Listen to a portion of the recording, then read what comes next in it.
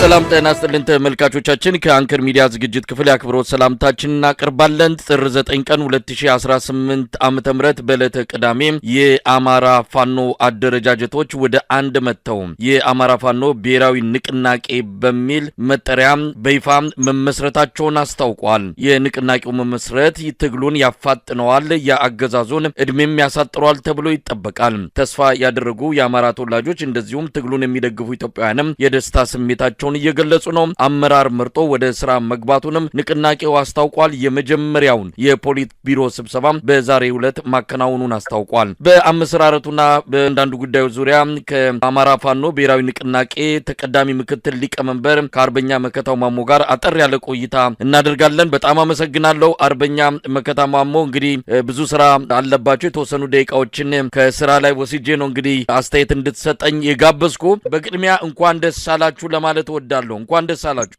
መልካም መሳይ። እንኳን አብሮ ደስ ያለን። እንደው አርበኛ መከታው የተለያዩ ጥረቶች ተደርገው ረጅም ሂደት ወስዶ ቅዳሜ ዕለት እውን አድርጋቸዋል። እስቲ እንደው ባጭሩ ስለ ሂደቱ ስለነበረው አጠቃላይ ንግግር ውይይት እንዴት እንደነበረ ባጭሩ የምትገልጽልን ነገር ካለ?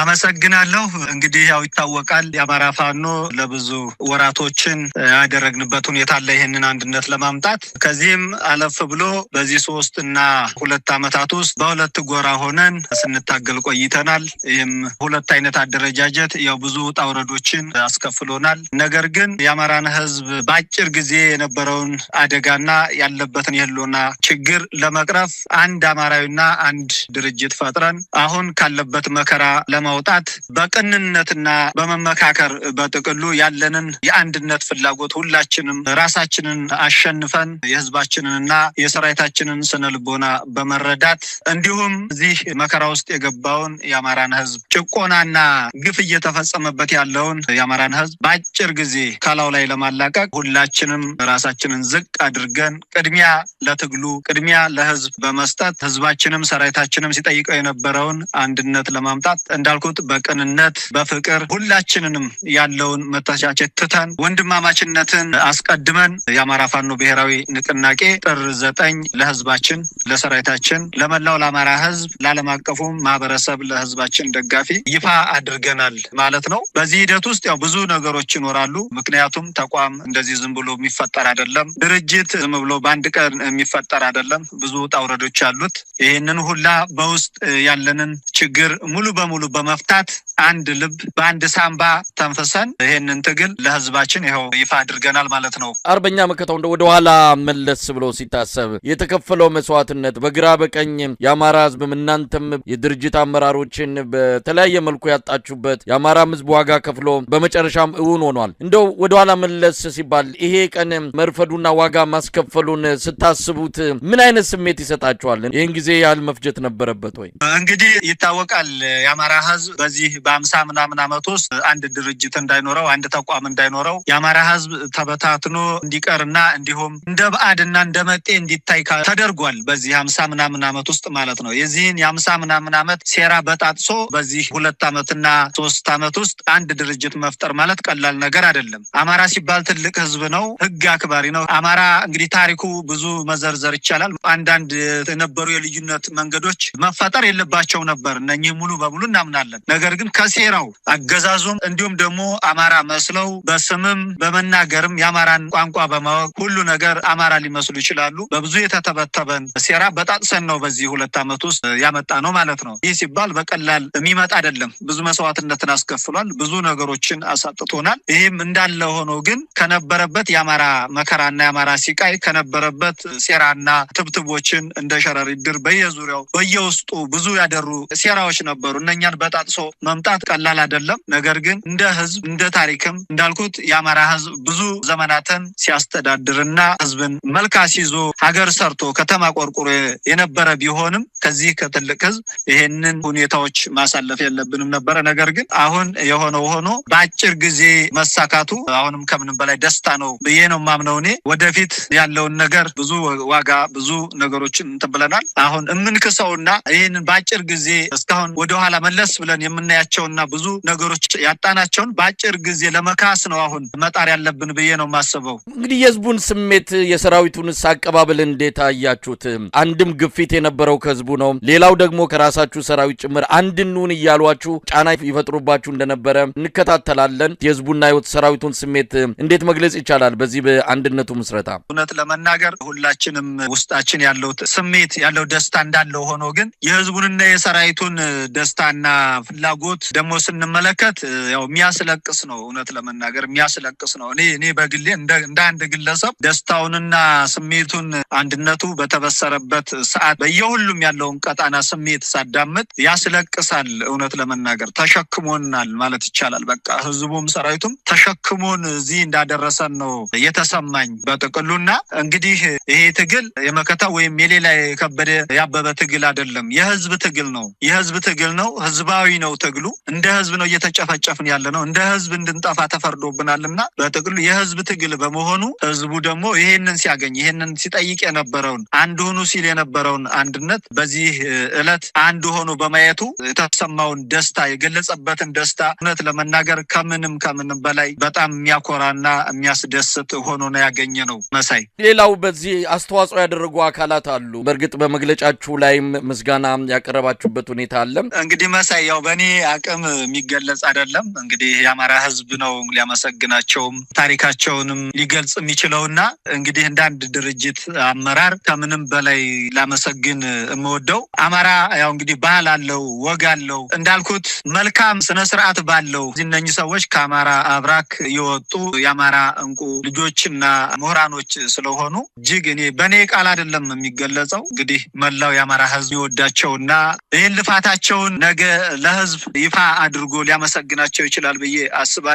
ሁሉን ነገር በማቻቻል ሁሉን ነገር በመገሰጥ ሁሉን ነገር ወደፊት የምንድንበትን አንድ እንደሆነ ሁሉን ነገር በማሳየት እንዲሁም ካላቸው ልምድ ካላቸው አሰራር በአጠቃላይ ይሄንን አንድነት ከኛ ጎንና ግንባር ቀደም ሆነው ይሄንን አንድነት ወጥተው ወርደው እውነት ለመናገር በሌሊትም በቀንም ይሄን አንድነት ለማምጣት እንቅልፋቸውንም አጥተው ስራቸው ሁሉን ነገር ትተው ነው ከኛ ጋራ በዚህ ወራት ውስጥ በአጭር ጊዜ ለህዝባችን ብስራት ለማሰማት የወጡትና የወረዱት ለማለት ነው። እኔ እንግዲህ በድርጅታችንም በሰራዊታችንም በህዝባችንም ስም ላደረጉት አስተዋጽኦ እጅግ በጣም በህዝባችን ስም ነው እኔ ምስጋና የማቀርበው።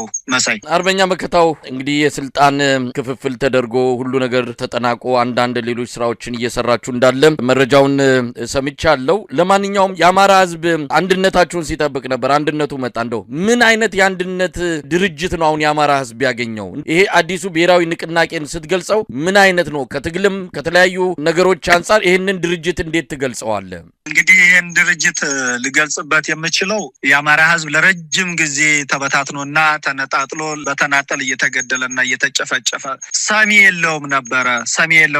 አንድ ጊዜ ሆነ ሚዲያ ላይ ወጥቼ አማራ አባት የለውም ብያለሁ እና አሁንም ይሄ ድርጅት ለአማራ ህዝብ ጥላ ከለላ መዳኛ ሆኖ ወደፊት እንደ ህዝብ የሚኖርበትና እንደ ህዝብ ነጻነቱን አግኝቶ እንደ ህዝብ ሰርቶ የሚንቀሳቀስበት የአማራን ህዝብ ያቀፈ አማራን እንግዲህ ሊያሳድድና ሊገል ያሰበ አካል ሁሉ በዚህ ተቋም እንደሚዳኝ ነውና ይሄ ተቋም እንዳልኩት ለብዙ አመታት ያጣውን ነው የተወለደው ብዬ ነው ማስበው። ይሄ ድርጅት ዝም ብሎ የመጣም አይደለም፣ በደምና በአጥንት የተገነባ ተቋምና ድርጅት ነው። ይህ ደግሞ በአጠቃላይ የአማራን ህዝብ ያቀፈ እንዲሁም ቤቱን ሰርቶ ለሚኖርበት ሀገር በነጻነት የሚንቀሳቀስበት ተቋም እንደተወለደ እንደተፈጠረ ነው ይህን ተቋም የምገልጸው። እንግዲህ ለዚህ ንቅናቄ ምስረታ የአማራ ፋኖ አመራሮች ከሁሉም አቅጣጫ ያደረጉትን አስተዋጽኦ ከተመሰረተም በኋላ የሰጡትን መግለጫዎች ተመልክተናል። አርበኛ እስክንድር ነጋ የተሰጠውን ኃላፊነት ለሌላ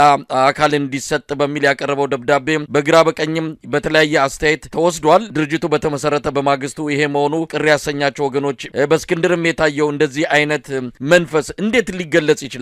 አርበኛ መከታው ስለ አርበኛ እስክንድር እንኳን አይደለም እንግዲህ ትግል ተቀጣጥሎ ባለበት ሰዓት መጀመሪያ በአማራ ላይ ችግሩ ባንጃበበበት ሰዓት አማራ ታሪኩን ያድሳል ብሎ ነው የጀመረው። ከዚህ ትግሉ ጀምሮ እንግዲህ አሁን ወደዚህ ወደ ህሉና ትግሉም ተተቀላቀለ ጀምሮ ሲወጣ ሲወርድ ሲለፋ የነበረበት አማራ ቤት እንዲኖረው ተቋም ድርጅት እንዲኖረው የታገለ አርበኛ ነው። በዚህ ውስጥ ብዙ አስተዋጽኦ አድርጓል። የተበታተነውን እንግዲህ ተቋም ያም ካሁን ፊት ይታወቃል የነበረው ወደ አንድ በመሰብሰብ ነገር ግን አልሳካ ብሎ ቅድም ስላነሳ ነው ከአንድ ወደ ሁለቱ ሆኖ አሁን ደግሞ ሁለቱ ድርጅት ወደ አንድ ለመምጣት ከፍተኛ ጥረት አድርጎ ይሄ ድርጅት አንድ ሆኖ የአማራ ህዝብ መከራ የሚያቆምበትን ተቋም ለመፍጠር በጣም ከሁላችንም በላይ ነው የምለው ከሁላችንም በላይ አስተዋጽኦ አድርጓል። ምክንያቱም እንደሚታወቀው ያው የአፋሕድ ሊቀመንበር ወይም ሰብሳቢ ነበርና ይህ ደግሞ ሁላችንንም ወደዚህ ፊታችንን አዙረን ለዚህ ስራ ባጋው ለተቀም ብለን ሰርተን በአጭር ጊዜውን እንዲሆን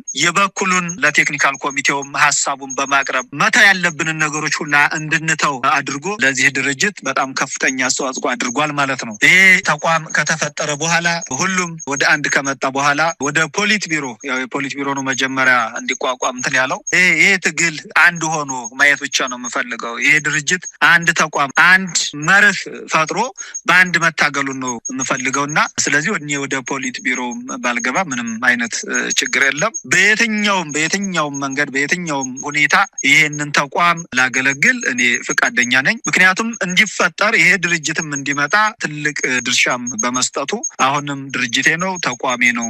ነገር ግን እንደ አንድ ግለሰብ የሚችለውንና ባለው ሁኔታ መስራት ደግሞ ይሄ ያው የግለሰብ ሁኔታ ነው የሚሆነው ምንም አይደለም። ስለዚህ ወደዚህ ወደ ፖሊት ቢሮ እንዲገባ ቀድሞውንም በእኛ ጫና ነበረ። ነገር ግን በሱ በኩል ፖሊት ቢሮ አመራርነትን የላሆኑ ለኔ ምንም አይሰራም። በቃ አመራርነቱ ምንም አይደለም። ዋናው ስራውን በየትኛውም ቦታ ሆነን ሰርተን ተቋሙን ተቋም ማድረግ ነውና የሚጠበቅብን በሚል አመራርነቱን ፍላጎት እንደሌለው ለኛም መሆን የለበትም ብዙ የሚመሩም አሉና እነኚህ ሰዎች ተካተው ይቀጥሉ በሚል ሐሳብ ሰጥቶን ነበረ።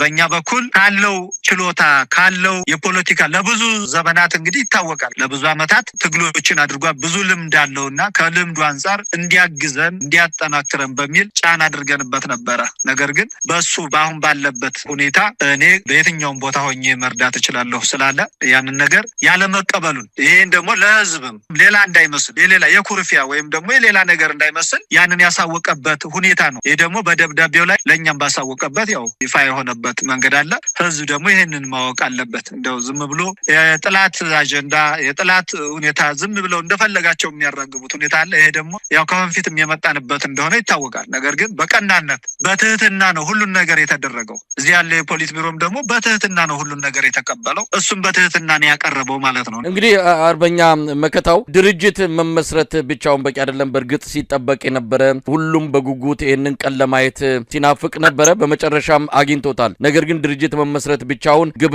ወይም የመጨረሻ ነው ተብሎ ሊወሰድ የሚችል አይደለም። ይሄንን ማጽናት ይጠይቃል። በቀጣይ ፈተናዎች አሉ። እነሱም ፈተናዎች ለመጋፈጥ ያገዛዙ ሰራዊት ላይ በፖለቲካም ሆነ በወታደራዊ መስኮች ድል በማስመዝገብ የአማራን ህዝብ ነጻ ማድረግ በጥቅልም የኢትዮጵያን ህዝብ ካገዛዙ ጭቆና ማላቀቅ የሚችል ጠንካራ ድርጅት ለማድረግ ምንድነው አሁን የምንጠብቀው? ምን እያሰባችሁ ነው? እንደሚታወቀው አማራ ያው ብዙ ምሁራን አለው ብዙ ወታደራዊ ልምድ ያለው ኃይል አለ። ተቀናጅቶ የመስራት ሁኔታ ነበረ ያልተመቻቸው። አሁን ግን ሁሉም ምሁራኑም ጦር ጠበብቱም በአጠቃላይ በዚህ ቤት ተሰባስቦ አገዛዙ እንደሚታወቀው እኛ ጊዜ ሰጠነው እንጂ እኛ ተለያይተን ጊዜ እንዲገዛ አደረግነው እንጂ ወድቋል። አገዛዙ ከወደቀ ቆይቷል። ስለዚህ ይሄ ብዙም ጊዜ ይፈጃል ብዬ አላስብም። እንደሚታወቀው በዚህ 2-3 አመት ውስጥ አለኝ የሚለው ያገዛዙ ሰራዊት ፈርሶ ምንም ዜሮ ነው ያለው ማለት ነው።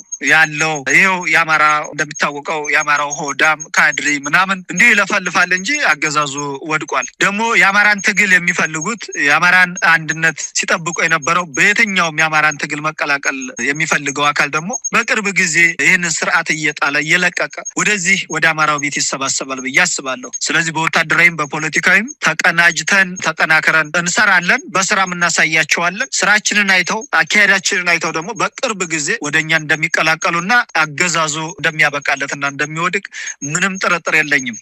ከሌሎች የኢትዮጵያ ኃይሎች ጋር ጨምሮ በቀጣይ ምን መደረግ አለበት? በመግለጫችሁ ላይም ጠቅሳችኋል። ከማን ምን ይጠበቃል? እንደው በመጨረሻ መልእክት ካላችሁ። መልካም። እንግዲህ የመጀመሪያው መልእክቴ ይሄን ትግል ለሚደግፉና ይሄን ትግል እየተከታተሉ ያሉ ይሄንን ያገዛዙን አክቲቪስት ያገዛዙን አራጋቢዎች ጆሮ መስጠት የለባቸውም። አገዛዙ እንደሚታወቀው የተለያየ በር የወለደ የተለያየ የሚዲያ ግሪሳ አሰማርቶ ብዙ ሊያወራ ይችላል። ብዙ ቅዠቶች አሉ። ብዙ ቅዠቶች እነኛ እነኛ ይህን ትግል የሚከታተሉ ሰዎች ጆሮ መስጠት የለባቸውም ብዬ አስባለሁ። አሁን መሬት ላይ መታገል ስላቃተው አክቲቪስቶችን እየገዛ በገንዘብ እያሰማራ ብዙ ወዳደሮችን እየቀጠረ ይህን ትግል ለማጨናነቅ በአየር ላይ ማለት ነው በአየር ላይ እንትን ለማለት ተንሰራፋበት ሁኔታ አለ። ለዚህ ደግሞ የአማራ ህዝብ ይህንን ትግል ዳር መድረስ አለበት ብሎ ያመነውና እየተከታተለ ያለውን ይህ እንደዚህ አይነቱን የበሬ ወለደ እና ቅጥፈት ነው በሙሉ እየሰራ ያለውና ይህንን ነገር ጆሮ እንዳይሰጡት ትኩረታቸው ብቻ እዚህ ትግል ላይ እንዲሆን የሚል አንደኛ መልእክቴ ነው። እንዲሁም ከተለያዩ አጀንዳ የሚሰጣቸው ሁኔታዎች አሉ። የሆነ በትግል ውስጥ ብዙ ወራጆች ሊኖሩ ይችላሉ፣ ብዙ የሚንጠባጠቡ ሊኖሩ ይችላሉ። ብዙ ድራማዎችን ለመስራት የሚሞክርበት ሁኔታ አለ። ይሄ ትግል ባህሪ ነውና ነገር ግን አንዳንድ ከሌሎች አሁን ይህንን ትግል እንትን ለማለት የሚያስወጣበት አንድ የቀይ ባህር የሚያነሳቸው ነገሮች አሉ እና እነኚህ ላይ ምንም አይነት እንትን እንዳይል። ምክንያቱም ባለፈው ወደዚህ ወደ አማራ ክልል ወረራ በተደረገበት ጊዜ ጌታቸው ረዳ በአማራ ህዝብ ላይ ማወራረደው ሂሳብ አለ ብሎ ነበር። ዛሬ የት ነው ያለው? አብይ ጋር ነው ያለው። በአማራ ህዝብ ላይ ሲሳለቅ የነበረው በአማራ ህዝብ ላይ ሂሳብ አወራረዳለሁ ሲል የነበረው አካል ዛሬ ነው ያለው አብይ ጋር ነው ያለው ማለት ነው። ስለዚህ አንዳንድ እየተንጠባጠቡ አጀንዳ ለመስጠት ሰራዊታችንን ለማወናበድ የሚሞክሩ እንደዚህ አይነት የሚያነሱ አሉ። በእንደዚህ ሁኔታ የተጠመዱትን ጆሮ መስጠትና ትኩረት ማድረግ የለብንም። የአማራ ህዝብ እንደ አማራ ለመዳን እንደ አማራ ተደራጅቶ ህልውናውን ማስከበር ስላለበት እዚህ ላይ ትኩረት ማድረግ እንዳለባቸው ሁሉም እንዲረዳና ይህንን ትግል እንዲደግፍ የሚል መልእክት ነው የማስተላልፈው። መሳይ እንግዲህ በቀጣይ ሂደቶች ስራዎች ገና አላለቁም። እነኝን እያስተካከል ሚዲያዎችም ሻፕ የሚይዙበት ሁኔታም ይስተካከላል ማለት ነው። ምክንያቱም ዝም ብሎ አንድን ነገር ለመስራት ወይም ዳር ለማድረስ ፈር መያዝ አለበት ብዬ አስባለሁ። የመሰለውን የተለያየ ነገር አጀንዳ እንትን ሊል ይችላል። ሆኖም ግን ትግሉ መስመር ይዞ በሚዲያውም ሁሉ በውጭ ያለው የዲያስፖራ አካላት ሁሉም ካሁን ቀደም የተለያዩ ነገሮች ሆነው ሊሆን ይችላል። ያንን ሙሉ በሙሉ እዚህ መሬት ላይ እንደሰራ ነው ሁሉም ይቅርታ መድረክ ተፈጥሯል። እኛ ጋር አሁን እዚህ ፖሊስ ስብሰባ ስናደርግ መጀመሪያ ስናውቅም ሳናቅም ያጠፋነው ነገር ሊኖር ስለሚችል መጀመሪያ ለህዝባችን ስንል ለህዝብ ቅድሚያ ሰጥተን ይቅርታ መባባል አለብን ብለናል። ስለዚህ በውጭም የተለያዩ አካሎች ሊኖሩ ይችላሉ። እነኚህም ወንድማማችነትን ፈጥሮ በእያንዳንዱ የተለያየ ቤት ሊኖረው ይችላል። የተለያየ ቤት ስል የእያንዳንዱ የራሱ የሆነ የሚንቀሳቀስበት የራሱ የሆነ ሚዲያ የራሱ የሆነ ለአማራ ህዝብ የሚታገልበት የተለያዩ ተቋማቶች ሊኖሩ ይችላሉ። እነኚህም ውስጥ ለውስጥ ተነጋግረው ይሄንን ትግል በአጭር ጊዜ መሬት ላይ ያመጣነውን ትግል እውንም ሆኗል ከዚህ በላይም ደግሞ የተሻለ እንዲሰራና እንዲሻገር ይፈልገው ነገር እንዲሟላለት ይቅርታ በመጠየቅ ውስጥ ለውስጥ የራሳቸውን ስለሚያውቁት ራሳቸው ስለሚያውቁት ምን ሲሰራ እንደነበር ስለሚታወቅ ይሄንን ነገር በአጭር ጊዜ ውስጥ ለውስጥ ይቅርታ ተጠያይቆ እንዳስፈላጊነቱም ደግሞ የራሳችን ተቋሙ በሚፈጥረው መድረክ የሚጠናቀቅና ወደፊት የሚመጣበት ሁኔታ ይኖራል ማለት ነው። በጥቅሉ ባጭሩ ያለኝ ይሄ ነው። ለአማራ ህዝብም ሆነ ለትግል ደጋፊዎቹ እንዲሁም ለመላው ኢትዮጵያ ለዓለም አቀፉም ማህበረሰብ ይሄንን ነው ማስተላለፍ የምፈልገው። መሳይ አመሰግናለሁ። አርበኛ መከታው ማሞ የአማራ ፋኖ ብሔራዊ ንቅናቄ ተቀዳሚ ምክትል ሊቀመንበር፣ በድጋሚ እንኳን ደስ አላችሁ። በአንከር ሚዲያ ታዳሚዎች ስም ምስጋናችንን እናቀርባለን። እግዚአብሔር ይስጥልኝ። መልካም ቀን። አመሰግናለሁ። ሰላም።